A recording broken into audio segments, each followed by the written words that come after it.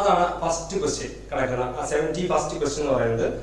y അക്ഷം പ്രതിസാമ്യത അക്ഷമായി എടുത്താൽ 3, 4 ബിന്ദുവിന്റെ പ്രതിബിംബമായി വരുന്ന ബിന്ദു ഏത് എന്നുള്ളതാണ് ചോദ്യം. അപ്പൊ ഒരു മലയാളവൽക്കരിച്ചിരിക്കുകയാണ്. പ്രതിസാമ്യത അക്ഷം എന്നൊക്കെ പറഞ്ഞ ഒരു വേർഡ് കൊണ്ടുവന്നിട്ട് നമ്മൾ അതിനകത്ത് എന്താണെന്നാണ് ക്വസ്റ്റ്യൻ ചോദിച്ചിരിക്കുന്നത്. അതായത് ഒരു y അക്ഷം പ്രതിസാമ്യത റിഫ്ലക്റ്റഡ് എന്നുള്ള സംഭവമായിരിക്കും ഉദ്ദേശിക്കുന്നത്. ഇമേജ് എന്ന് പറയുന്ന ഒരു സാധനം നമുക്ക് പഠിക്കണം. ക്വസ്റ്റ്യൻ കണ്ടിട്ട് നോക്കാം. y അക്ഷം പ്രതിസാമ്യത അക്ഷമായി എടുത്താൽ 3, 4 ബിന്ദുവിന്റെ പ്രതിബിംബമായി വരുന്ന ബിന്ദു ഏത്.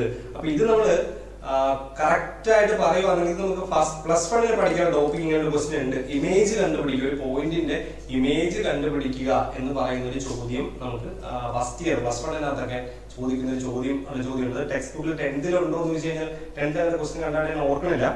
പക്ഷെ ഇങ്ങനെ ചോദ്യമുണ്ട്, ഇമേജ് കണ്ടുപിടിക്കുക. അപ്പൊ ആ ഒരു അർത്ഥത്തിലായിരിക്കണം അവരുടെ ഈ ഒരു ചോദ്യം ചോദിച്ചിരിക്കുന്നത്. ഇമേജ് എന്ന് പറയുന്ന കോൺസെപ്റ്റ് ആണ്. ഇമേജ് എന്ന് പറയുന്നത് നമ്മളൊരു പോയിന്റിന്റെ ഇമേജ് കണ്ടുപിടിക്കാൻ പറ്റും. നമുക്കറിയാം എക്സ് അക്ഷം y അക്ഷം നമുക്കറിയാം. അതായത് ഇപ്പൊ ഇമേജ് കൊണ്ട് കറക്റ്റ് ആയിട്ട് മീൻ ചെയ്ത് ഇപ്പോൾ ഒരു പോയിന്റ് 3, 4 എന്നൊരു പോയിന്റ് പറയുന്നതാണ്, 3, 4 എന്ന് പറഞ്ഞൊരു പോയിന്റ്. ഇത് നമുക്ക് എളുപ്പത്തിൽ ചെയ്യണമെങ്കിൽ നമ്മുടെ പ്രത്യേകത ഈ ഓരോ എക്സ് അക്ഷവും y അക്ഷവും ഇങ്ങനെ വരച്ചു കഴിയുമ്പോൾ അവിടെ ഒരു 4 ക്വാഡ്രൻസ് വരും. മലയാളത്തിൽ നമ്മൾ ചതുർത്ഥാംശം എന്നൊക്കെ പറയുന്ന 4 ക്വാഡ്രൻസ് വരും. ഓക്കെ, അതിനുള്ള പേര് കൊടുക്കുന്നത് ഇങ്ങനെ ഇവിടെ നിങ്ങൾ ആന്റി ക്ലോക്ക്വൈസ് ഡയറക്ഷൻ, ഇത് ഫസ്റ്റ് ക്വാഡ്രന്റ് എന്നും ഇതിനെ സെക്കൻഡ് എന്നും ഇതിനെ തേർഡ് എന്നും ഇതിനെ ഫോർത്ത് എന്നും ഇങ്ങനെയാണ് നമ്മളൊരു പേര് കൊടുക്കുക. അപ്പൊ പേര് കൊടുക്കുന്നത് പോലെ തന്നെ അതിനകത്ത് എന്താ പറയാ ഓരോ ക്വാഡ്രന്റിനും എന്താ പറയുന്നത് ഓരോ സൈനും ഉണ്ട്. അതായത് നമ്മൾ നോക്കുമ്പോൾ ഇതിന് നമ്മൾ എക്സ് അക്ഷം എന്നും ഇതിന് നമ്മൾ എക്സ് ഡാഷ് അക്ഷം എന്നും ഇതിന് y അക്ഷം എന്നും ഇതിന് y ഡാഷ് നമ്മൾ എടുക്കാം. ഓക്കെ, അപ്പൊ ഇതിനകത്ത് ഫസ്റ്റ് ക്വാഡ്രന്റ് വരുന്നതിനകത്ത്, അതായത് ഫസ്റ്റ് ക്വാഡ്രന്റിനകത്തും സെക്കൻഡ് ക്വാഡ്രന്റിനകത്തൊക്കെ നമ്മൾ ചിന്തിക്കാനുള്ള ഒരു കാര്യം എന്ന് പറയുന്നത് നമുക്ക് ഇതിനകത്ത് സൈൻ ഉണ്ട്. സൈൻ എങ്ങനെയാണ് പറയുക എന്ന് വെച്ച് കഴിഞ്ഞാല് ഈ ഫസ്റ്റ് ക്വാഡ്രന്റിന്റെ പ്രത്യേകത ഈ എക്സ് അക്ഷം എപ്പോഴും പോസിറ്റീവ് ആയിരിക്കും. ചിന്തിക്കാൻ എളുപ്പമാണ്. ഇത് ഒറിജിനൽ ആയിട്ട് എടുക്കുക, ആധാര ബിന്ദുവായിട്ട് എടുക്കുകയാണെങ്കിൽ ഇങ്ങോട്ട് പറയുകയാണെങ്കിൽ ഒത്തിരി എക്സ്പ്ലെയിൻ ചെയ്ത് പറയാനുണ്ട്. ഇങ്ങോട്ട് എപ്പോഴും പോസിറ്റീവ് ആക്ഷനും ഇങ്ങോട്ട് നെഗറ്റീവ് ആയിരിക്കും. ഇവിടെ വരുന്ന എല്ലാം നെഗറ്റീവ് നമ്പർ ആയിരിക്കും, ഇവിടെ എല്ലാം വരുന്നത് പോസിറ്റീവ് നമ്പർ ആയിരിക്കും. അതുപോലെയാണ് y അക്ഷത്തിന്റെയും പ്രത്യേകത. മുകളിലേക്ക് വരുമ്പോൾ അത് പോസിറ്റീവ് ആയിരിക്കും, താഴേക്ക് വരുമ്പോൾ നെഗറ്റീവ് ആയിരിക്കും. ഓക്കെ, ഇങ്ങനെയാണ് ഈ ഒരു അക്ഷം നമ്മൾ എടുക്കുക. അപ്പൊ അതുകൊണ്ട് ഇങ്ങനെ എടുത്തു കഴിഞ്ഞാൽ ഇവിടെ 1, 2, 3 എന്ന് പോകും, ഇവിടെ 1, 2, 3 ഇവിടെ വരുമ്പോൾ -1, -2, -3 എന്നാ പോവാ. ഇവിടേക്ക് വരുമ്പോൾ വീണ്ടും -1, -2, -3 എന്ന് പോകും. ഇതാണ് കോൺസെപ്റ്റ്. അപ്പൊ ഈ ക്വാഡ്രന്റ് എടുക്കുകയാണെങ്കിൽ ആ ക്വാഡ്രന്റിൽ വരുന്നതാണ്ട് ഈ പോസിറ്റീവ് അക്ഷം, 2 പോസിറ്റീവ് അക്ഷരങ്ങളായിരിക്കും വരുന്നത്. അതുകൊണ്ട് ഈ ക്വാഡ്രന്റിൽ വരുന്ന എല്ലാ പോയിന്റ്സും 2 പോസിറ്റീവ് ആയിരിക്കും. എക്സ് കോർഡിനേറ്റും y കോർഡിനേറ്റും പോസിറ്റീവ് ആയിരിക്കും. എക്സ് സൂചക സംഖ്യയും y സൂചക സംഖ്യയും പോസിറ്റീവ് ആയിരിക്കും. നിങ്ങൾ ഇവിടേക്ക് നോക്കി, ഇവിടേക്ക് വരുമ്പോൾ ഇവിടെ നോക്കി ആദ്യം എപ്പോഴും എക്സേ പറയാൻ പാടുള്ളൂ. ഇങ്ങനെയാണ് കോർഡിനേറ്റ് പോയിന്റ് എഴുതുക, എക്സ് y എന്നാണ് എഴുതുക. അതായത് ആദ്യം എക്സും പിന്നെ y ആണ് നമ്മൾ എഴുതുക. ഓക്കെ, അപ്പൊ ഇതിലേക്ക് നമ്മൾ വരുമ്പോ ഇവിടെ നമുക്ക് വരുന്ന പ്രത്യേകത ഇവിടെ എക്സ് ആദ്യവും y രണ്ടാമത് പറയാൻ പാടുള്ളൂ. നോക്കി എക്സിന്റെ സൈൻ എന്തായിരിക്കും, നെഗറ്റീവ് ആയിരിക്കും. സോ എക്സ് നെഗറ്റീവും y പോസിറ്റീവ്, സോ മൈനസ് എന്നായിരിക്കും നമ്മുടെ വരെ. ഓക്കെ, ഇവിടേക്ക് വരുമ്പോൾ ഇവിടുത്തെ പ്രത്യേകത നോക്കി ആദ്യം എക്സ് പറയാൻ ഇതാണ് എക്സ് ആക്സ്, എക്സ് നെഗറ്റീവ് ആണ്, വൈയും നെഗറ്റീവ് ആണ്. So 2 negative 2 -y. ഇവിടെ വരുമ്പോഴോ എക്സ് പോസിറ്റീവും y negative, so plus minus ആണ് വരിക. സിംപിളി നമ്മൾ ഇങ്ങോട്ട് മാറ്റി വരയ്ക്കുകയാണെങ്കിൽ ഇവിടെ പ്ലസും പ്ലസും, ഇവിടെ നോക്കി മൈനസും പ്ലസും, ഇവിടെ മൈനസും മൈനസും, ഇവിടെ പ്ലസും മൈനസും. ഇങ്ങനെയായിരിക്കും ഇതിനകത്ത് ചോദ്യങ്ങൾ നമ്മൾ വരിക എന്ന് പറയുന്നത്. ഇങ്ങനെയായിരിക്കും നമുക്ക് പോയിന്റ്സ് വരിക എന്ന് പറയുന്നത്. ഓക്കെ, അപ്പൊ ഇതിനകത്ത് ഇമേജ് നമുക്ക് ഉദ്ദേശിക്കുന്നത് എത്രയേ ഉള്ളൂ. അപ്പൊ ഈ ഒരു പോയിന്റിന്റെ image with respect to X axis, X ആക്സിനെ ബേസ് ചെയ്തുകൊണ്ട് ഇവിടെയുള്ള ഒരു പോയിന്റ് ഇമേജ് എന്ന് പറയുന്നത് നമ്മൾ സിംപ്ലി ചിന്തിക്കാൻ പരിപാടി എന്ന് വെച്ച് കഴിഞ്ഞാൽ നമ്മൾ എങ്ങനെ ചിന്തിക്കുക, ഈ അക്ഷത്തിലൂടെ ഈ ആക്സിസിലൂടെ നമ്മളൊരു പേപ്പറിലാണ് ഇത് വരച്ചു വെച്ചിരിക്കുന്നത് വിചാരിച്ച് ഈ സാധനം പേപ്പറിൽ വെച്ചിട്ട് ആ പേപ്പറിനെ ഈ അക്ഷത്തിലൂടെ നമ്മളിങ്ങനെ മടക്കാണ്. അതായത് ഈ ലൈനിലൂടെ നമ്മളിങ്ങനെ മടക്കുമ്പോൾ നമ്മൾ ജസ്റ്റ് ഗസ് ചെയ്താൽ മതി. വേറെ പേപ്പർ നമ്മൾ കാണിക്കേണ്ടി വരും. ഇവിടെ വരുന്നിരിക്കുന്ന പോയിന്റ് എന്ത് ചെയ്യും, നമ്മൾ ഇങ്ങനെ ഫോൾഡ് ചെയ്യുമ്പോൾ ഈ പോയിന്റ് എന്താ ഈ അക്ഷരം ടച്ച് ചെയ്യും അല്ലെ. ഈ പോയിന്റ് എവിടെയാണ് കറസ്പോണ്ടിങ് ആയിട്ട് എന്താ ഇവിടെ ടച്ച് ചെയ്യും അല്ലെ. ആ ടച്ച് ചെയ്യുന്ന ആ പോയിന്റിനെ വിളിക്കുന്ന പേരാണ് എന്തെന്ന് പറയുന്നത്, ഈ ഇവിടെ ടച്ച് ചെയ്യുന്ന ഈ പോയിന്റാണ് ഇതിന്റെ ഇമേജ് എന്ന് പറയുന്നത്. ഇവിടെ അതിന് പറഞ്ഞിരിക്കുന്നത് പ്രതിഫല ബിന്ദു എന്താ പറഞ്ഞിരിക്കുന്നത്, നമ്മുടെ പ്രതിബിംബമായി വരിക, അത് ഇമേജ് എന്ന സംഭവം അതാണ് ചോദിക്കുന്നത്. ഇതിന് കറസ്പോണ്ടിങ് ആയിട്ട് ഇവിടെ വരുന്നത് എന്ത് എന്നതാണ് ചോദിച്ചിരിക്കുന്നത്. അപ്പൊ ഈ പോയിന്റ് നമുക്ക് കണ്ടുപിടിക്കണം. പക്ഷേ ഇവിടെ പറയുന്നത് എക്സ് അക്ഷത്തിനെ എടുക്കണമെന്നല്ല പറഞ്ഞിരിക്കുന്നത്, പകരം എന്തിനെ എടുക്കണമെന്ന y അക്ഷത്തിനെ എടുക്കണമെന്നാണ് പറഞ്ഞിരിക്കുന്നത്. ശരി, അപ്പൊ നമ്മൾ ഫോൾഡ് ചെയ്യുന്ന ഏതിൽ കൂടെയാണ്, നമ്മൾ y അക്ഷരത്തിലൂടെ ഫോൾഡ് ചെയ്യണം. അപ്പൊ y അക്ഷരത്തിലൂടെ ഫോൾഡ് ചെയ്യുമ്പോൾ ഈ പോയിന്റ് എവിടെയാണ്, അപ്പൊ നമ്മൾ എന്ത് ചെയ്യണം, നമുക്ക് ഈ പോയിന്റ് ഇമേജ് പ്രതിബിംബം എവിടെ വരും നോക്കാം. എന്താ പറയുന്നത്, പോയിന്റ് 3, 4 ആണ്, 3, 4 ആണ് നമ്മുടെ ബിന്ദു. അപ്പൊ നമ്മൾ അറിയേണ്ടത് ഈ 4 ക്വാഡ്രൻസ് 4 ചതുർത്ഥാംശത്തില് എവിടെയാണ് നമുക്ക് എന്ത് വരിക, 3, 4 വരിക. 1-ലാണോ 2-ലാണോ 3-ലാണോ, അത് എങ്ങനെ അറിയാൻ പറ്റും? 3 ചിഹ്നവും പോസിറ്റീവ് ആണ്, 4 ചിഹ്നവും പോസിറ്റീവ് ആണ്. അതുകൊണ്ട് ഇത് വരുന്നത് എവിടെയായിരിക്കും? പ്ലസ് പ്ലസ് വരുന്നത് എവിടെയായിരിക്കും? അപ്പോ ഈ ക്വാഡ്രന്റിലായിരിക്കും എന്ത് വരിക? 3, 4 വരിക. ശരിയല്ലേ? അപ്പൊ ഈ 3, 4 എന്ന് പറഞ്ഞ പോയിന്റിനെ നമ്മൾ എന്ത് ചെയ്യണം? ഫോൾഡ് ചെയ്യണം, മടക്കണം. അല്ലെ? ഏത് മടക്കണം? അവര് y ആണ് പറയുന്നത്. അപ്പൊ y അക്ഷത്തിലൂടെ നമ്മൾ ഇങ്ങനെ മടക്കണം. ശരിയല്ലേ? y അക്ഷത്തിൽ ഇങ്ങനെ ഫോൾഡ് ചെയ്യുമ്പോൾ നിങ്ങൾ ആലോചിച്ച് ഇങ്ങനെയാണ് ഫോൾഡ് ചെയ്യുന്നത്. ഇങ്ങനെ ഫോൾഡ് ചെയ്യുന്ന സമയത്ത് എന്ത് ചെയ്യും? ഈ പോയിന്റ് ടച്ച് ചെയ്യുന്നത് ഈ ക്വാഡ്രന്റിലായിരിക്കും, ഇവിടെ ആയിരിക്കത്തില്ലേ? അപ്പൊ ഇതിന് കറസ്പോണ്ടിങ് ആയിട്ട് ഇവിടെ ആയിരിക്കും ടച്ച് ചെയ്യുക. അങ്ങനെ ടച്ച് ചെയ്ത പോയിന്റ് ആണ് നമ്മളോട് ചോദ്യം. അപ്പൊ ഇതിലൂടെ ഇപ്പുറത്തായിരിക്കും ടച്ച് ചെയ്യുക. ശരിയല്ലേ? കറക്റ്റ് പൊസിഷനിൽ വന്ന് ആ സാധനം ഇപ്പുറത്ത് ടച്ച് ചെയ്യും. ക്ലിയർ അല്ലേ? അപ്പൊ ഇവിടേക്ക് ഈ പോയിന്റ് ഇങ്ങോട്ട് മാറുന്ന സമയത്ത് ഇതിന്റെ പോയിന്റ് ആണ് നമ്മുടെ ചോദ്യം. ഇപ്പൊ നമുക്ക് പെട്ടെന്ന് പറയാൻ പറ്റും ഈ പോയിന്റ് 3 ഇവിടെ കറക്റ്റ് ആയിട്ട് ഈ ഡിസ്റ്റൻസ് സെയിം തന്നെ ആയിരിക്കും. ശരിയല്ലേ? ഈ ഡിസ്റ്റൻസ് സെയിം തന്നെ ആയിരിക്കും. അതിനെക്കുറിച്ച് പറയാൻ ഒരുപാടുണ്ട്. അപ്പൊ പോയിന്റ് 3, 4 തന്നെ വരും. പക്ഷെ അതിന് ചിഹ്നങ്ങൾ മാറും. പോയിന്റ് കറക്റ്റ് 3, 4 ആണെങ്കിൽ അകലങ്ങൾക്കൊന്നും മാറ്റമില്ല. സോ 3, 4 തന്നെ വരും. ഇനി അതിന്റെ ചിഹ്നത്തിന്റെ പ്രത്യേകത ഉണ്ടായിരിക്കും. അതിന്റെ ചിഹ്നങ്ങൾ എന്ന് പറയുന്നത് മൈനസ് പ്ലസ് ആണ്. അപ്പൊ നമുക്ക് എന്ത് ചെയ്യാൻ പറ്റും? ഇവിടെ ഈ ചിഹ്നം 3, 4 എന്ന് പറയുന്ന ചിഹ്നം മൈനസ് പ്ലസ്. സോ -3, 4 ആണ് അതിന്റെ ആൻസർ ആയിട്ട് നമുക്ക് വരിക എന്ന് പറയുന്നത്. Okay, clear? അപ്പൊ -3, 4 ആയിരിക്കും ആൻസർ ആയിട്ട്. അപ്പൊ അതിനകത്ത് ഓപ്ഷനകത്ത് നോക്കി -3, 4 ഓപ്ഷനകത്ത് വരുന്നത് എന്താ പറയാ? അതെ, -3, 4 ഓപ്ഷൻ അതിലുണ്ട്. അത് ഡി എന്ന് പറയുന്ന ഓപ്ഷൻ -3, 4 ആണ്. സോ നമുക്ക് അത് ആ ആൻസർ ആയിട്ട് നമുക്ക് പ്രതീക്ഷിക്കാം. ഓക്കെ, സോ അതാണ് അതിന്റെ ആ ഒരു ആൻസർ ആയിട്ട് വരാൻ സാധ്യതയുള്ള എന്ന് തോന്നുന്നു. ഓക്കെ, ഇപ്പൊ -3, 4 എന്നാണ് ആൻസർ എന്ന് പറയുന്നത്. ഇനി വേറെ എന്തെങ്കിലും ഉദ്ദേശിച്ച് നമുക്ക് അറിയാൻ പറ്റില്ല. എനിവേ -3, 4 ആണ് ആൻസർ ആയിട്ട് വരിക. അപ്പൊ അത് ക്വസ്റ്റ്യൻ പ്രശ്നമില്ലാലോ. സോ നമുക്ക് നെക്സ്റ്റ് ക്വസ്റ്റ്യനിലേക്ക് വരാം. ക്വസ്റ്റ്യൻ 72 അല്ലെ? അടുത്ത ക്വസ്റ്റ്യൻ. ഒരു സമാന്തര ശ്രേണിയിലെ പ്രോഗ്രഷനിലെ അല്ലെങ്കിൽ സമാന്തര പ്രോഗ്രഷൻ n പദങ്ങളുടെ തുക 3n² + 1 ആയാൽ പൊതുവ്യത്യാസം എന്ത്? ടെക്സ്റ്റ് ബുക്കിലെ ക്വസ്റ്റ്യൻ ആണ്. 10ാം ക്ലാസ്സിലെ ടെക്സ്റ്റ് ബുക്കിലെ ചോദ്യമാണ്. ഒരു സമാന്തര ശ്രേണിയിലെ n പദങ്ങളുടെ തുക 3n² + n ആയാൽ അതിന്റെ പൊതുവ്യത്യാസം എന്ത് എന്നുള്ളതാണ് അവിടുത്തെ ചോദ്യം. നമുക്കൊന്ന് ഡിസ്കസ് ചെയ്യാൻ ചോദ്യം 72nd 72ാമത്തെ ചോദ്യം അല്ലേ? നമുക്കൊന്ന് ആ ക്വസ്റ്റ്യൻ നോക്കാം. ഓക്കെ, ശരി, നോക്കാം നമുക്ക്. എന്താ ക്വസ്റ്റ്യൻ പറയാ? ഒരു സമാന്തര ശ്രേണിയിലെ n പദങ്ങളുടെ തുകയാണ് തന്നിരിക്കുന്നത്. സോ തുക എന്ന് പറയുന്നത് Sn ആണ്. നമ്മുടെ സം ഓഫ് n ടേംസ് തുക Sn. Sn എന്താ പറയുന്ന ഫോർമുല പറയുന്നത് 3n² + 1. ഇത് നമ്മൾ ക്ലാസ്സിൽ ചെയ്തിട്ടുള്ള ഫസ്റ്റ് ഡിസ്കസ് ചെയ്ത ചോദ്യത്തിനാണ് 3n² + 1. എങ്കിൽ ഇതിന്റെ പൊതുവ്യത്യാസം കോമൺ ഡിഫറൻസ് ആണ് നമ്മളുള്ള ചോദ്യം എന്ന് പറയുന്നത്. Common difference. ഓക്കെ, സോ നമുക്ക് എന്ത് ചെയ്യാം? നമുക്കൊന്ന് ചെയ്തു പോകാം. ഇത് ഇനി ഒരുപാട് എക്സ്പ്ലെയിൻ ചെയ്യാനുണ്ട്. ഇതൊക്കെ നമ്മൾ മുമ്പ് പറഞ്ഞാണ്. നിങ്ങൾക്ക് സംശയം വീഡിയോ നമുക്ക് ലിങ്ക് തരാം. അത് ഒരുപാടൊന്നും പറയണം. നമുക്ക് ഇതിനകത്ത് S1 കണ്ടുപിടിക്കുക. അതായത് ഒരു പദങ്ങളുടെ തുക S1 എന്ത് ചെയ്താൽ മതി? നമ്മൾ n പകരം 1 കൊടുത്താൽ മതി അല്ലെ? n പകരം 1 കൊടുത്തേ ഇത് വരും 3 × 1 സ്ക്വയർ 3 × 1 സ്ക്വയർ + 1. 3 സ്ക്വയർ എത്രയാ? 1. 1 × 3 3 + 1 4. അപ്പൊ S1 4. നമുക്ക് S2 കണ്ടുപിടിക്കാം. S2 എന്ത് ചെയ്താൽ മതി? n പകരം 2 കൊടുത്താൽ മതി. 2 കൊടുത്തേ 3 × 2² + 1. 2² 4 ആണ്. 4 × 3 12 + 1. ഓക്കെ, അപ്പൊ 12 + 1 നമുക്ക് 3 × 2 = 4 13. So answer 13. ഓക്കെ, അപ്പൊ S1 S2 കിട്ടി. ഇനി നമ്മൾ അറിഞ്ഞിരിക്കേണ്ട ഒരു കാര്യമുണ്ട്.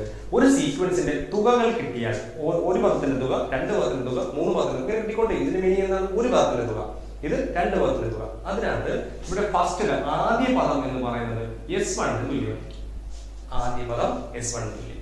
അപ്പൊ അങ്ങനെയാണെങ്കിൽ നമുക്ക് A1 എന്ന് പറയാം. A1 എന്ന് പറഞ്ഞാൽ S1 ന് തുല്യം 4 ആയിരിക്കും. ഇനി അടുത്തത് A2 എന്ന് പറയുന്നത് S2 - S1 ആയിരിക്കും. അതായത് A2 മീൻസ് രണ്ടാം പദം, തുകയാണ്. രണ്ടാം പദം എന്ന് പറയുന്നത് 2 പദങ്ങളുടെ തുക മൈനസ് 1 പദത്തിന്റെ തുക, അതായത് S2 - S1 ആയിരിക്കും. S2 എത്ര? 13. 13 - 4 9. Okay, so answer 9. അപ്പൊ A1 ഉം A2 ഉം കിട്ടി. എന്തിനാണ് നമ്മൾ A1 A2 കണ്ടുപിടിച്ചെന്ന് വെച്ച് കഴിഞ്ഞാല് ഒരു സമാന്തരശ്രേണിയുടെ ആദ്യ 2 പദങ്ങൾ കിട്ടി. ഓക്കെ, ആദ്യം 2 പദങ്ങൾ നമുക്ക് കിട്ടിയിട്ടുണ്ട്. അങ്ങനെയെങ്കിൽ നമുക്ക് ഇതിന്റെ പൊതുവ്യത്യാസം കണ്ടുപിടിക്കുന്നത് എന്താ ചെയ്യേണ്ടത്? രണ്ടാം പദത്തിൽ നിന്നും ഒന്നാം പദം കുറയ്ക്കണം. A2 നമുക്കറിയാം. ഒരു സമാന്തര ശ്രേണിയുടെ ആദ്യ പദം 4, രണ്ടാമത്തെ പദം 9. ഇനി ഇങ്ങനെ പോയിക്കൊണ്ടേയിരിക്കുമെങ്കിൽ പൊതുവ്യത്യാസം എന്തായിരിക്കും? 9 - 4. അതായത് 9 - 4 നമുക്ക് എത്ര കിട്ടും? 5 കിട്ടും. So option 5 പൊതുവ്യത്യാസം 5. ഇത്രയും ചെയ്തൊരു സാധനമാണ് നമുക്ക് ഈ ക്വസ്റ്റ്യൻ വന്നിരിക്കുന്നത്. 5 നമുക്ക് അതിനകത്ത് കൊണ്ടുവന്ന് നോക്കാം. ഓപ്ഷനകത്ത് നിങ്ങളെ കമന്റ് ചെയ്യാൻ നോക്കുന്നില്ല കേട്ടോ. കമന്റ്സ് നോക്കാനായിട്ട് ഓബീസിൽ നമുക്ക് പെട്ടെന്ന് അറിയാൻ പറ്റില്ല. അതുകൊണ്ടാണ്. നിങ്ങൾക്ക് സംശയം ഉണ്ടെങ്കിൽ വീഡിയോ കഴിഞ്ഞ ശേഷം ഡൗട്ട് ഉണ്ടെങ്കിൽ പറഞ്ഞ് നമുക്കത് ക്ലിയർ ചെയ്യാം. ഇപ്പൊ എനിക്കത് കാണുന്നില്ല ഞാൻ. സോ എന്താ പറയാ, അതിനകത്ത് പറഞ്ഞിരിക്കുന്ന ആൻസർ ഓപ്ഷൻ 5 ഓപ്ഷൻ ഉണ്ട്. 72 C ആണ് അതിന്റെ ആൻസർ ആയിട്ട് അവിടെ കിടക്കാൻ. സി എന്നൊരു ആൻസർ ഉണ്ട് അതിനകത്ത്. ഓക്കെ, അപ്പോൾ അത് പ്രശ്നമില്ലാതെ നമുക്ക്, അതായത് 2 ക്വസ്റ്റ്യൻ ടെക്സ്റ്റ് ബുക്ക് ക്വസ്റ്റ്യൻ ആയിരുന്നു. ടെക്സ്റ്റ് ബുക്കിൽ നിന്ന് ചോദിച്ച ചോദ്യം തന്നെ ആയിരുന്നു നമ്മളിപ്പോൾ പറഞ്ഞ ചോദ്യങ്ങൾ നൽകാം. അപ്പൊ നമുക്ക് ഇനി അതിലേക്ക് വരാം.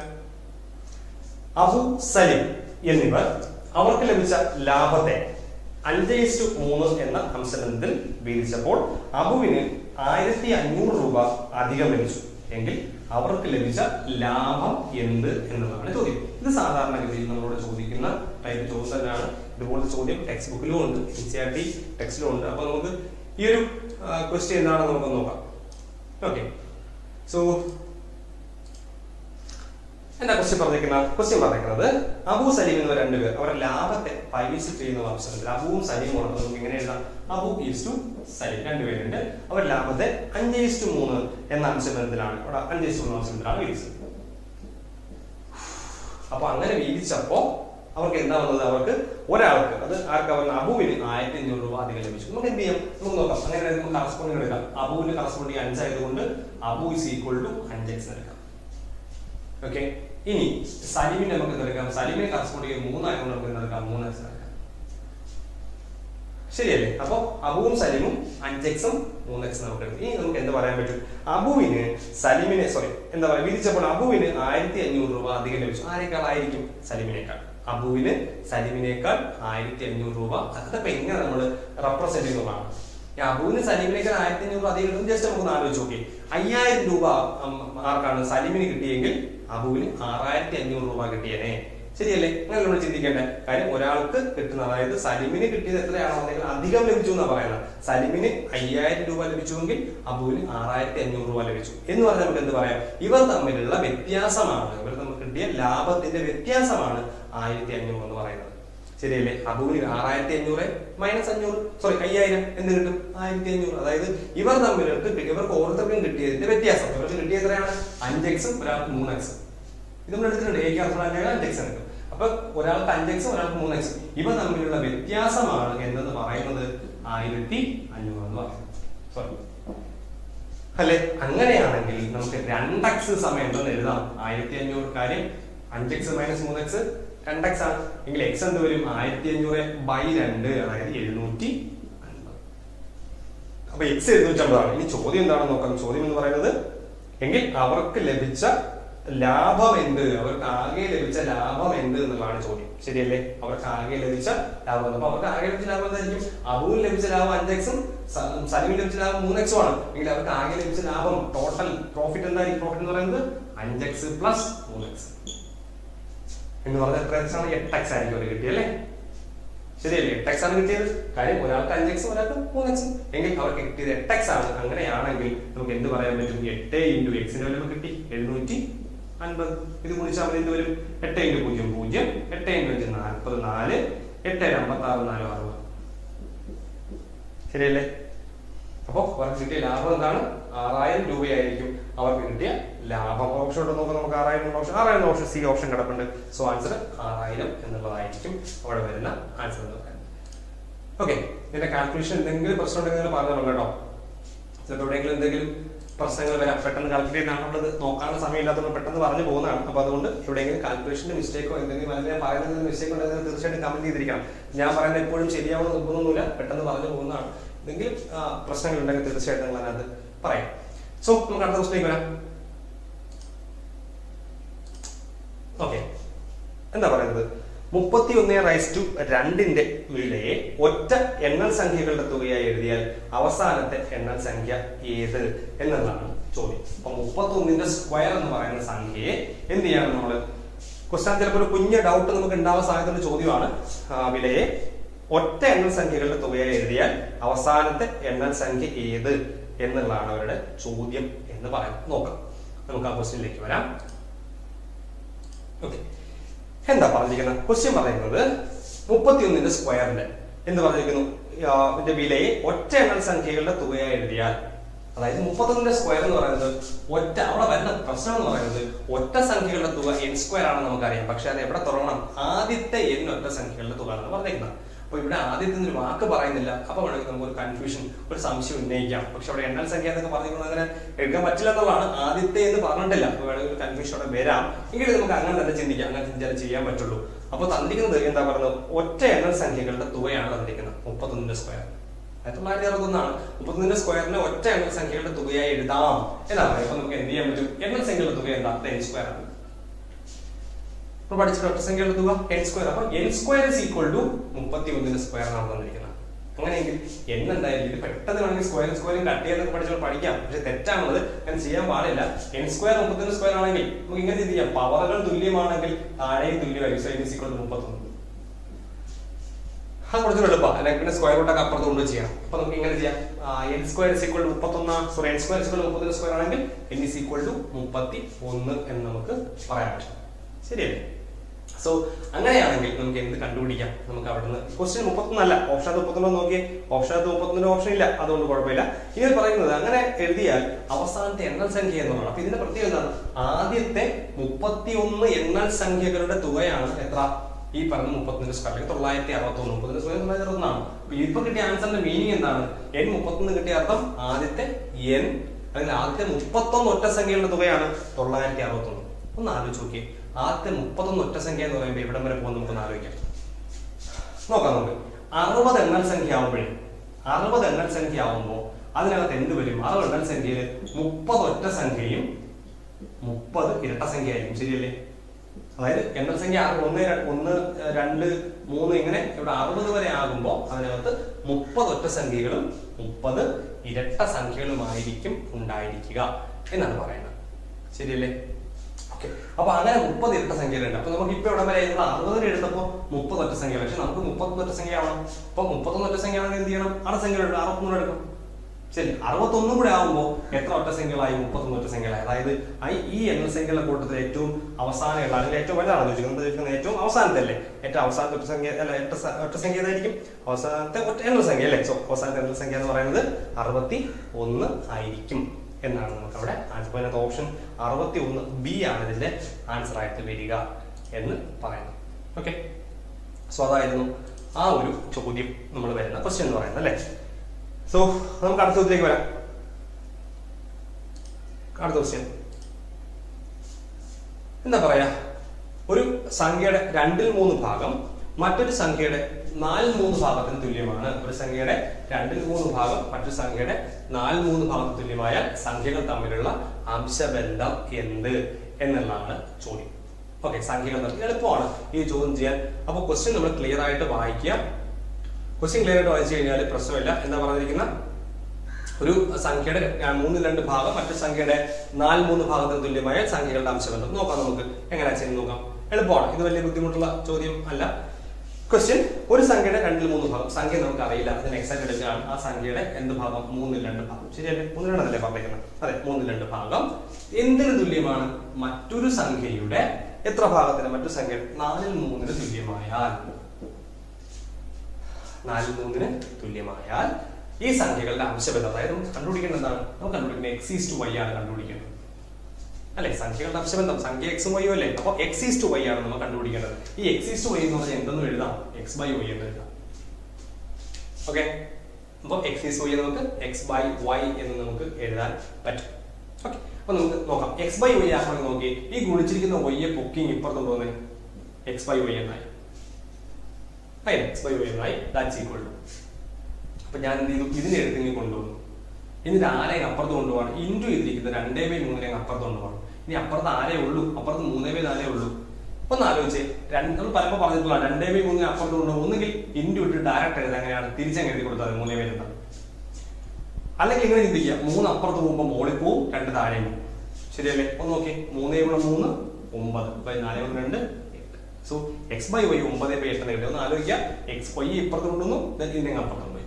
അപ്പോൾ x/y = 9/8 എന്ന് കിട്ടിയാൽ x/y നമുക്ക് എങ്ങനെ എഴുതാം, x/y എന്ന് പറയുന്നത് 9:8. സോ ആൻസർ 9:8 എന്ന് നമുക്ക് ഇതിന്റെ ആൻസർ കിട്ടും. അപ്പോൾ ബുദ്ധിമുട്ടുള്ള ഒരു ചോദ്യമായിട്ട് ആ ചോദ്യം നമുക്ക് തോന്നില്ല, എളുപ്പമായിരുന്നു എന്നാണ് ചോദ്യം. ആ ക്വസ്റ്റ്യൻ വലിയ പ്രശ്നമുള്ള ചോദ്യം അല്ല അല്ലേ.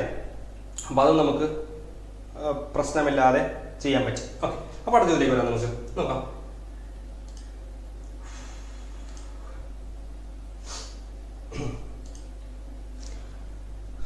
ക്വസ്റ്റ്യൻ നോക്കാം. എന്താ ക്വസ്റ്റ്യൻ? 10 സെന്റിമീറ്റർ ആരമുള്ള ഈയഗോളം ഉരുക്കി അതേ ആരമുള്ള ഒരു വൃത്തസ്തൂപികയാക്കിയാൽ സ്തൂപികയുടെ ഉന്നതി എന്തെന്നുള്ളതാണ്. ഇത് ടെക്സ്റ്റ് ബുക്ക് ചോദ്യം തന്നെയാണ്. ശ്രദ്ധിച്ച് ക്വസ്റ്റ്യൻ വായിക്കുക. 10 സെന്റിമീറ്റർ ആരമുള്ള ഈയഗോളം ഉരുക്കി അതേ ആരമുള്ള വൃത്തസ്തൂപികയാക്കിയാൽ സ്തൂപികയുടെ ഉന്നതി എന്ത് എന്നുള്ളതാണ് നമ്മുടെ ചോദ്യം. അപ്പൊ നമുക്ക് ആ ചോദ്യം ഒന്ന് നമുക്ക് ചെയ്തു നോക്കാം. 10 സെന്റിമീറ്റർ ആരം അല്ലേ, നോക്കാം നമുക്ക്. സോ നമ്മൾ മുമ്പ് പറഞ്ഞ കാര്യമാണ് ഈ ഉരുക്കി മറ്റൊന്നാക്കുക എന്ന് പറയുമ്പോൾ ആണ് പ്രത്യേകത എന്താണ്? അവിടെ അതിന്റെ സർഫസ് ഏരിയ, അതായത് ഉപരിതല പരപ്പളവിന് മാറ്റം വരും. പക്ഷെ എന്തിന് മാറ്റം വരില്ല? വ്യാപ്തത്തിന് മാറ്റം വരില്ല. ഉപരിതല വിസ്തീർണത്തിന് മാറ്റം വരും, വ്യാപ്തത്തിന് മാറ്റം വരില്ല. അപ്പൊ ഒരു സാധനത്തിനെ ഉരുക്കി ഒരു ഒരു ഇരുമ്പ് ആയിട്ടുള്ള ഒരു അല്ലെങ്കിൽ ഒരു അയൺ കണ്ടന്റ് ഉരുക്കി നമ്മൾ മറ്റൊരു ഫോമിലേക്ക് മാറ്റുകയാണെങ്കിൽ നമുക്ക് എന്ത് സംഭവിക്കും? അതിന്റെ സർഫസ് ഏരിയ എന്ന് പറയുന്നത് എന്ത് ചെയ്യും? സർഫസ് ഏരിയക്ക് മാറ്റം ഉണ്ടാവും, വ്യാപ്തം വോളിയം മാറില്ല. നോക്കാം നമുക്ക് എന്താ പറഞ്ഞിരിക്കുന്നത്. 10 സെന്റിമീറ്റർ ആഴമുള്ള ഒരു ഈയഗോളം ഉരുക്കി വൃത്തസ്തൂപികയാക്കുന്നത്. അപ്പൊ നമുക്ക് എന്ത് പറയാം? ആ ഗോളത്തിന്റെ വ്യാപ്തവും എന്തും വൃത്തസ്തൂപികയുടെ വ്യാപ്തവും തുല്യമാണ്. സ്തൂപികയുടെ വ്യാപ്തവും തുല്യമാണ്. ഇത് 10ാം ക്ലാസ്സിലെ സോളിഡ്സ് എന്ന് പറഞ്ഞ ചാപ്റ്റർ തന്നെയാണ്. ഘനരൂപങ്ങൾ എന്ന് പറഞ്ഞ ചാപ്റ്റർ ഉണ്ട്, അതിലെ പ്രശ്നം തന്നെയാണ്. അപ്പൊ നോക്കാം, ഗോളത്തിന്റെ വ്യാപ്തം അല്ലെ. അപ്പൊ ഗോളത്തിന്റെ വ്യാപ്തത്തിന്റെ ഫോർമുല നമുക്കറിയാം. ഗോളത്തിന്റെ വ്യാപ്തം 4/3 πr². ഇതൊക്കെ ഇമ്പോർട്ടന്റ് ക്വസ്റ്റ്യൻ ആണ്. 4/3 πr². വൃത്തസ്തൂപിക വ്യാപ്തം എന്താണ്? 1/3 πr². ഓക്കെ, അപ്പൊ ഇതാണ് വൃത്തസ്തൂപികയുടെ 1/3 πr²ഉം 4/3 πr³ ആണ് ഇതിന്റെ. അപ്പൊ നോക്കി, ഇത് നമുക്ക് വെട്ടിക്കളയാൻ ആദ്യം വാല്യൂ കൊടുത്തിട്ട് വിടാൻ നമ്മൾ തെറ്റിച്ചളയും കുറച്ച് കാര്യങ്ങൾ. 4/3 × π നമുക്ക് അതുപോലെ ഇടാം. കാര്യം അപ്പുറം ഇപ്പുറം ഉണ്ട്. r³, ഗോളത്തിന്റെ ആരം നോക്കി 10 ആണ് അല്ലെ. ഗോളത്തിന്റെ ആരം 10ന്റെ ക്യൂബ്. സോ 10ന്റെ ക്യൂബ് എന്ന് പറഞ്ഞാൽ 10 × 10 × 10 1/3 × π നമ്മൾ അതുപോലെ എഴുതാണ്. 6 വൃത്തസ്തൂപികയുടെ എന്താ പറയുക ഉന്നതിയാണ് ചോദിക്കുന്നത് അല്ലെ. എത്ര ഒരുക്കി? 10 സെന്റിമീറ്റർ ഗോളം ഒരുക്കി അതേ ആരമുള്ള വൃത്തസ്തൂപിക. അപ്പൊ വൃത്തസ്തൂപികയുടെ ആരവും എന്ത് തന്നെയാണ്? 10 തന്നെയാണ്. സോ 10 × 10, 10ന്റെ സ്ക്വയർ അല്ലേ. സോ 10 × 10. h നമുക്ക് അറിയില്ല അല്ലെ. ഉന്നതിയാണ് ചോദ്യം. ഉന്നതി നമുക്ക് അറിയില്ല. ആരം 10 കാര്യം എന്താണ്? രണ്ടിന്റെയും ആരം ഒരുപോലെ തന്നെയാണെന്ന് പറയുന്നുണ്ട്. ഓക്കെ, അപ്പൊ നമുക്ക് ഉന്നതിന്റെ ചോദ്യം നോക്കാം. നമുക്ക് നോക്കിയാൽ ഈ ഒരു പയ്യും വെട്ടിപ്പോയി. സിമ്പിളായിട്ട് ചെയ്യാം. പയ്യും വെട്ടിപ്പോയി. നോക്കി, ഇനിയും വെട്ടാൻ പറ്റും. എങ്ങനെ അറിയാമോ? ഈ മൂന്നും വെട്ടാം. കാര്യം ഈ ഹരിത്തിക്ക് നമ്മൾ അപ്പുറത്ത് കുടിക്കും, വെട്ടിപ്പോയി. ശരിയല്ലേ? ഇനി നമുക്ക് നോക്കിയേ, ഇവിടത്തെ ഒരു 10ഉം ഇവിടുത്തെ ഒരു 10ഉം വെട്ടാം. ഇവിടുത്തെ ഒരു 10ഉം ഇവിടുത്തെ ഒരു 10ഉം വെട്ടാം. ഇനി ബാക്കിയുള്ള എന്താണ്? 4 × 40. അതായത് 4 × 10 40. സിക്കുള്ള അവിടെ h ഉള്ളൂ. h അല്ലേ ചോദ്യം? h ഉന്നതിയാണ് ചോദ്യം. നമുക്ക് എഴുതാം എന്താണ് ഉന്നതി? എത്രയാണ് ഉന്നതി? 40 ആണ്. ഓപ്ഷൻ സി 40 എന്നാണ് അതിനകത്ത് കിടക്കുന്നത്. അപ്പൊ ആൻസർ തന്നെയാണ് 40 തന്നെയാണ്. അതും വലിയ ബുദ്ധിമുട്ട് ഉണ്ടാക്കിയൊരു ചോദ്യമല്ല. സോ നമുക്ക് അടുത്ത ചോദ്യം നോക്കി. ടെക്സ്റ്റ് ബുക്ക് ചോദ്യമാണ് കേട്ടോ. ഇതെല്ലാം ടെക്സ്റ്റ് ബുക്കിൽ നിന്ന് ചോദിച്ചിരിക്കുന്ന ചോദ്യങ്ങളാണ്. ഏറെക്കുറെ എല്ലാം വന്നിരിക്കുന്നത് SCRT ബേസ്ഡ്. നമ്മൾ കുറച്ച് നാളായിട്ട് SCRT ബേസ്ഡ് ക്വസ്റ്റ്യൻസ് ഇച്ചിരി കുറവായിരുന്നു എക്സാംസ് ഒക്കെ വന്ന സമയത്ത്. നമ്മൾ SCRT പഠിക്കുന്നത് വെറുതെ ആണെന്ന് തോന്നി തുടങ്ങിയ സമയമായിരുന്നു. പക്ഷേ ഇപ്പോൾ SCRT ക്വസ്റ്റ്യൻസ് ചോദിക്കുന്നുണ്ട്. സോ അടുത്ത ചോദ്യത്തിലേക്ക് വരാം. എന്താ ചോദ്യം പറയുന്നത്? ഒരു വൃത്തത്തിൽ അന്തർലേഖനം ചെയ്ത സമചതുരത്തിന്റെ ഒരു വശം 2 സെന്റിമീറ്റർ ആയാൽ വൃത്തത്തിന്റെ പരപ്പളവ് എന്ത്? വീണ്ടും ടെക്സ്റ്റ് ബുക്ക് ചോദ്യമാണ്. ടെക്സ്റ്റ് ബുക്കിലെ ചോദ്യം തന്നെയാണ്. വൃത്തത്തിൽ അന്തർലേഖനം ചെയ്തിരിക്കുന്ന, ഇൻസ്ക്രൈബ് ചെയ്യുക എന്ന് പറയും, ചെയ്തിരിക്കുന്ന സമചതുരത്തിന്റെ വശം 2 സെന്റിമീറ്റർ ആയാൽ വൃത്തത്തിന്റെ പരപ്പളവ് എന്ത് എന്നുള്ളതാണ് ചോദ്യം. നോക്കാം എന്താ ക്വസ്റ്റ്യൻ. ഒരു വൃത്തത്തിൽ അന്തർലേഖനം ചെയ്തിരിക്കുന്ന, അതായത് വൃത്തം പുറത്തും, അന്തർലേഖനം മീൻസ് അകത്ത് സമചതുരവും വന്നാൽ, കണ്ടോ സമയമാണെന്ന് വിചാരിക്കുക, സമയം വന്നാൽ ഇതിലെ സമയത്തിന്റെ വശം പറയുന്നുണ്ട്. സമയത്തിന്റെ വശത്തിനാണ് സമയത്തിന്റെ വശം 2 സെന്റിമീറ്റർ. ഓക്കെ, എങ്കിൽ എന്താണ് ചോദ്യം? വൃത്തത്തിന്റെ പരപ്പളവ്. ഈ വൃത്തത്തിന്റെ പരപ്പളവാണ് ചോദ്യം. വൃത്തത്തിന്റെ പരപ്പളവിന്റെ ഫോർമുല എന്താണ്?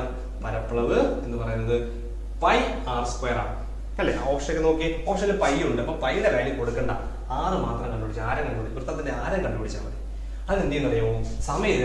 സമയം ആയതുകൊണ്ട് ഈ വശവും 2 തന്നെ ആയിരിക്കും അല്ലെ. 2 വശം 2 തന്നെ ആയിരിക്കും. നമ്മൾ ഇങ്ങനെ വരച്ചാലോ? നമുക്കൊരു മട്ടത്രികോണമായില്ലേ? 90 ഡിഗ്രി ആയിരിക്കും. മട്ടത്രികോണമല്ലേ അല്ലെ. അപ്പൊ മട്ടത്രികോണം ആയതുകൊണ്ട് ഇത് നമുക്ക് എന്ത് ചെയ്യാൻ പറ്റും? ഈ കർണം നമുക്ക് കണ്ടുപിടിക്കാൻ പറ്റും അല്ലെ. കർണം യഥാർത്ഥ ഈ മെത്തേഡ് വെച്ച് കണ്ടുപിടിക്കേണ്ട, പൈതഗോറസ് തിയറം വെച്ചാൽ കണ്ടുപിടിക്കേണ്ടേ. അതിന്റെ ആവശ്യമൊന്നുമില്ല. നമ്മൾ സാധാരണഗതിയിൽ നമ്മളൊരു ഈ സംഭവം നമ്മൾ പഠിച്ചു വെച്ചിരുന്ന എളുപ്പമാണ്. എന്ന് വെച്ചാലേ നമ്മൾ നോക്കി, ഈ സൈഡും എക്സ് ആണെന്ന് വിചാരിച്ചു. 2 തുല്യമാണ്. 2 തുല്യമല്ലേ? 2 തുല്യമാണെങ്കിൽ ഇത് എത്ര കിട്ടും നമ്മൾ പഠിച്ചു വെക്കണം. കർണം, ഇത് കർണമല്ലേ. സോ നമുക്ക് അറിയാം കർണം സ്ക്വയർ എന്ന് പറയുന്നത് പാദം സ്ക്വയർ പ്ലസ് ലംബം സ്ക്വയർ, അതായത് x² + x². ശരിയല്ലേ? പാദം സ്ക്വയർ പ്ലസ് x, പാദം സ്ക്വയർ പ്ലസ് ലംബം സ്ക്വയർ, x + x². അപ്പൊ നമുക്ക് എന്ത് കിട്ടും? കർണം സ്ക്വയർ സമം 2x². അല്ലെ 2x². Karnam square 2x². എങ്കിൽ കർണം എന്ത് കിട്ടും? കർണം is equal to root of. കാര്യം ഈ സ്ക്വയർ അപ്പുറത്ത് പോകുന്ന റൂട്ടാണ്, അത് തെറ്റാണെന്ന് പറയുന്നെങ്കിലും നമുക്ക് തന്നെ പഠിക്കാം. ഈ റൂട്ട് സ്ക്വയർ അപ്പുറത്തും എന്തായി? Root that is 2x². 2x². അങ്ങനെ നമുക്ക് എന്ത് പറയാം? Root of 2x². നോക്കി, 2ന്റെ റൂട്ട് എടുക്കാൻ പറ്റുമോ? ഇല്ല. അപ്പൊ നമ്മൾ എന്ത് ചെയ്യും? റൂട്ട് 2 എന്ന് തന്നെ എഴുതും. x²ന്റെ റൂട്ട് എടുക്കുന്ന സംഭവിക്കും. ഏതൊരു സംഖ്യയുടെയും സ്ക്വയർ കിടക്കുകയാണെങ്കിൽ റൂട്ട് എടുക്കുമ്പോൾ അതങ്ങ് പോയിട്ട് എന്താവും? സംഖ്യ മാത്രമാവും. ആ സംഖ്യ റൂട്ടിന് വെളിയിലായിരിക്കും. കാര്യം ഇതിന്റെ റൂട്ട് കാര്യം എങ്ങനെ ചെയ്യുന്ന അറിയാവോ? നമ്മൾ സെപ്പറേറ്റ് ആണ് ചെയ്യുന്നത്. Root 2 into root 2 into x². Separate കൊടുക്കും. രണ്ടിനും കൊടുക്കും. x² റൂട്ട് രണ്ടിനും റൂട്ട് കൊടുക്കും. കോമൺ റൂട്ട് അല്ലേ കിടക്കുന്ന. ഇപ്പൊ ഇവിടെ എന്ത് ചെയ്യും? ഇവിടെ റൂട്ട് 2 തന്നെ വരും. ഇവിടെയോ റൂട്ട് ഓഫ് x² x ആയിട്ട് മാറും. കണ്ടോ? ഒരു സ്ക്വയർ സംഖ്യ റൂട്ട് എടുക്കുമ്പോൾ അത് x ആയിട്ട് മാറും. ഇത്രയുള്ള കോൺസെപ്റ്റ് ഒന്നുമില്ല എന്ന് പറയാൻ നമുക്ക് പെട്ടെന്ന് പറയാം. ഇത് രണ്ടും തുല്യമാണെങ്കിൽ x ആണെങ്കിൽ ഇവിടെ റൂട്ട് 2x ആയിരിക്കും. എങ്കിൽ ഇവിടെ പറഞ്ഞേ ഇവിടുത്തെ x എന്ന് പറയുന്നത് 2 ആണ്. കേട്ടോ, 2 ആണ്. എങ്കിൽ ഇതെന്തായിരിക്കും? ഇത് റൂട്ട് 2x ആയിരിക്കും അല്ലെ? ഇത് റൂട്ട് 2x എന്ന് പറയുന്നത് എന്താ? റൂട്ട് 2 ഇൻറ്റു x 2 ആണ് ഇവിടുത്തെ. ശരി, x 2 ആണ്. സോ നമുക്ക് റൂട്ട് 2 ഇൻറ്റു എന്ന് പറയാൻ 2 റൂട്ട് 2 ആയിരിക്കും അവിടുത്തെ. എന്ന് പറയുന്നത് 2 റൂട്ട് 2 ആണ് ഇവിടുത്തെ കർണം. ഈ കർണം ടു റൂട്ട് 2 ആണെങ്കിൽ ഇതിന്റെ ആരം കണ്ടുപിടിച്ചാൽ മതി. ഇത് ഡയമീറ്റർ ആണ്. അതിന് വേറെ റീസൺ ഉണ്ട്. ഒരു മട്ടത്തിൽ കോണം വരയ്ക്കുമ്പോൾ പട്ടത്തിൽ കോണത്തിന്റെ പരിവൃത്തം വരച്ച് അങ്ങനെ കുറെ കോണം, അങ്ങനെ കൊണ്ടൊന്നും പോടാം, അങ്ങനെ ഒരുപാട് പറയാനുണ്ട്. നമുക്ക് ഇത് വ്യാസമാണ്. എപ്പോഴും വ്യാസം തന്നെ ആയിരിക്കും, ഡയമീറ്റർ തന്നെ ആയിരിക്കും. ആ ഡയമീറ്റർ നമുക്ക് 2 റൂട്ട് 2 എന്ന് കിട്ടി. എങ്കിൽ അതിന്റെ ആരം എന്താണ്? പകുതിയായിരിക്കും. ഡയമീറ്ററിന്റെ പകുതി ആയിരിക്കില്ലേ ആരം? വെട്ടിപ്പോയ ബാക്കി എന്താണ്? റേഡിയസ് റൂട്ട് 2 എന്നാണ് കിട്ടുക. റേഡിയസ് റൂട്ട് 2 എന്നാണ് നമുക്ക് കിട്ടുന്നത്. അപ്പൊ അത് ഈ ഒരു ഫോർമുല പഠിച്ചില്ലെങ്കിൽ പിന്നെ നിങ്ങൾ പൈതഗോറസ് തിയറം ചെയ്യണം. എങ്ങനെയാണ്? ഇത് 2 ആവുമ്പോൾ പൈതഗോറസ് തിയറം ചെയ്ത് കർണമാണ്. കർണം സ്ക്വയർ സമം എന്താ വരും? കർണം സ്ക്വയർ സമം പാദം സ്ക്വയർ പ്ലസ് ലംബം സ്ക്വയർ. പാദത്തിന്റെ സ്ക്വയർ 2ന്റെ സ്ക്വയർ 4 പ്ലസ് ലംബത്തിന്റെ സ്ക്വയർ 2 സ്ക്വയർ 4. അതായത് കർണം സ്ക്വയർ സമം 8 എന്ന് വരും അല്ലെ? കർണം സ്ക്വയർ സമം 8. പക്ഷെ കർണം എന്ന് പറയുന്നത് വരും റൂട്ട് 8 എന്ന് വരും. റൂട്ട് 8 നമുക്ക് എങ്ങനെ എഴുതാം? റൂട്ട് ഓഫ് 4 ഇൻറ്റു 2 എന്ന് എഴുതാം. കാര്യം 8 എന്ന് പറയുന്നത് 4 2 ആണ്. റൂട്ട് എടുത്തേ. Root of 4 2, root of 2 root 2. നിങ്ങൾ എങ്ങനെയായാലും റേഡിയസ് 2 റൂട്ട് 2 കിട്ടും. സോറി, ഡയമീറ്റർ 2 റൂട്ട് 2 കിട്ടും. പകുതി എടുക്കുമ്പോൾ റൂട്ട് 2 ആണ് അതിന്റെ എന്ന് പറയാം ആരം എന്ന് പറയാം. അപ്പൊ ആരം റൂട്ട് 2 കിട്ടി. അപ്പൊ നമുക്ക് എന്ത് കിട്ടും? പൈ ഇൻറ്റു റൂട്ട് 2ന്റെ സ്ക്വയർ. അപ്പൊ πr സ്ക്വയർ ആണ് നമ്മുടെ ഫോർമുല. പൈ ഇൻറ്റു റൂട്ട് 2ന്റെ സ്ക്വയർ. റൂട്ട് 2ന്റെ സ്ക്വയർ എത്രയാണ്? അത് 2 ആണ് അല്ലേ? റൂട്ട് 2ന്റെ സ്ക്വയർ 2 ആണ്. കാര്യം റൂട്ടിന്റെ സ്ക്വയർ എടുക്കുമ്പോൾ എന്ത് സംഭവിക്കും? റൂട്ട് അങ്ങ് പോകും. അപ്പൊ 2 ഇൻറ്റു പൈ 2 പൈ ആണ് ആൻസർ. ഉണ്ടോ നോക്കി ഓപ്ഷൻ 2 പൈ. ഓക്കെ, ഇവിടെ ഫസ്റ്റ് ഓപ്ഷൻ നമ്മുടെ 2 പൈ. അപ്പൊ ആൻസർ 2 പൈ ആണ് അതിന്റെ ആൻസർ ആയിട്ട് വരിക. ഓക്കെ, ഇച്ചിരി ടഫൊന്നും നമ്മൾ എല്ലാം പല മെത്തേഡ് പറഞ്ഞുകൊണ്ട് എത്ര സ്റ്റെപ്പ് വന്നാൽ ഇത്രയും പറ്റും. നമ്മൾ പല മെത്തേഡ്സ് പറഞ്ഞുകൊണ്ടാണ്. പെട്ടെന്ന് റൂട്ട് 2x കിട്ടി കഴിഞ്ഞാൽ എളുപ്പമാണ്. റൂട്ട് 2 കഴിഞ്ഞാൽ 2 റൂട്ട് 2 എടുക്കുക, പകുതി എടുക്കുക, എഴുതുക, കഴിഞ്ഞു. അത്രേ ഉള്ളൂ. പക്ഷെ ആ ഒരു സാധനം അറിയണം. ഇതും ടെക്സ്റ്റ് ബുക്ക് തന്നെയാണ് ക്വസ്റ്റ്യൻ പറഞ്ഞിരിക്കുന്നത്. അപ്പൊ നമുക്ക് അടുത്ത ക്വസ്റ്റ്യനിലേക്ക് വരാം കേട്ടോ. ബുദ്ധിമുട്ട് ഉണ്ടെന്ന് വെച്ചാൽ ടെക്സ്റ്റ് ബുക്ക് പഠിച്ചില്ലെങ്കിൽ ഒരു പക്ഷേ ബുദ്ധിമുട്ട് ഫീൽ ചെയ്യാൻ പറ്റിയ ചോദ്യം തന്നെ ആയിരുന്നത്. കാര്യം ഏറെക്കുറെ എല്ലാ ക്വസ്റ്റ്യൻസും ടെക്സ്റ്റ് ബുക്ക് ബേസ്ഡ് തന്നെയാണ് ചോദിച്ചിരിക്കുന്നത്. അപ്പൊ അതുകൊണ്ട് അതൊരു പ്രശ്നമായിട്ട് നമ്മളെ ബാധിച്ചേക്കാം. ഇനി നമ്മുടെ SCERTക്ക് ഇമ്പോർട്ടൻസ് കൊടുത്തേ പറ്റുള്ളൂ. കാര്യം ഈ കഴിഞ്ഞ ക്വസ്റ്റ്യൻ എക്സാംസ് ഒന്നും നമുക്ക് എന്താ പറയുക 10th മെയിൻസ് ഒക്കെ വന്ന സമയത്തും നമുക്ക് ഇതെന്ത് ചോദിച്ചില്ല.